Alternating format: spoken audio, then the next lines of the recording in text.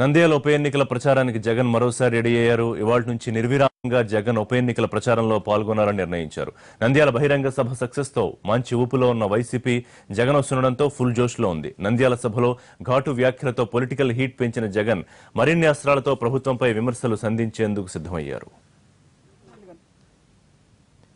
నంద్యాల ఎన్నికల్లో గెలిపే లక్ష్యంగా అధికార టీడీపీ ప్రతిపక్ష వైసీపీ నేతలు నంద్యాలలో తిష్ట వేసి ప్రచారం కొనసాగిస్తున్నారు. ముఖ్యంగా కులాలు మతాల వారీగా ఇరు పార్టీలు తమ నేతల్ని మోహరించి మరీ ప్రచార పర్వం కొనసాగిస్తున్నాయి. ఇక వైసీపీ నుంచి ఆ పార్టీ అధినేత జగన్ స్వయంగా ఎన్నికల ప్రచారానికి సిద్ధమయ్యారు. ఈ నెల 3వ తేదీన నంద్యాలలో జగన్ బహిరంగ సభ నిర్వహించారు. ఆ సభ సక్సెస్ తో పాటు జగన్ చేసిన కామెంట్స్ రాష్ట్రంలో రాజకీయ దుమారాన్ని రేపాయి. సభ సక్సెస్ కావడంతో రేపటి నుంచి ఈ నెల 21 వరకు నంద్యాలలో ప్రచారం చేయాలని డిసైడ్ అయ్యారు జగన్. నంద్యాల నియోజకవర్గం మొత్తం కవర్ అయ్యేలా రోడ్ షోలు నిర్వహించేందుకు ప్రణాళిక సిద్ధం చేశారు.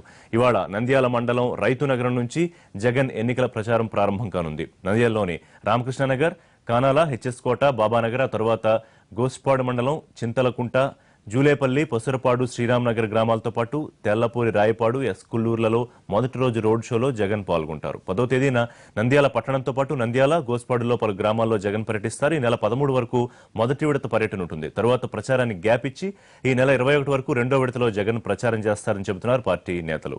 జగన్ ప్రచారంతో నంద్యాల ఉప ఎన్నికల్లో విజయం సాధిస్తామని ధీమాగా ఉంది వైసీపీ.